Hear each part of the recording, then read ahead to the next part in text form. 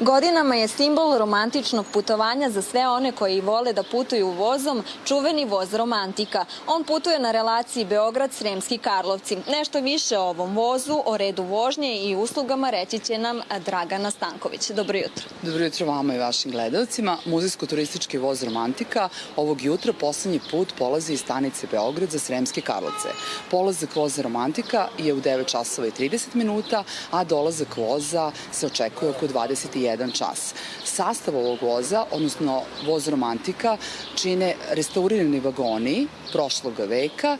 To su vagoni prvog, drugog i trećeg razreda, kao i bife vagon gde putnici mogu da se osveže tokom putovanja i vagon za prevoz bicikla. Koje su cene karata? Cene karata su vrlo atraktivne, tako da je cena povratne karte prvog razreda 444 dinara, drugog razreda 380 dinara i trećeg razreda 307 dinara.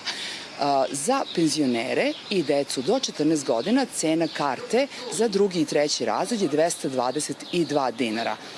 S obzirom da je ovo poslednji polazak voza Romantike iz stanice Beograd, putnici će biti blagovremeno informisani iz koje stanice i u koje vreme će voz Romantika polaziti u julu i avgustu mesecu. Ovim putem želim da pozovem sve naše sugrađane na jedno romantično putovanje koje Srbija voz organizuje svake poslednje subote u mesecu. Ali za sve detaljnije informacije možete pogledati na našem sajtu www.srbvoz.rs kao i na Facebook stranici. Hoćemo da kažemo samo našim gledalcima kada je prvi Romantik voz krenuo?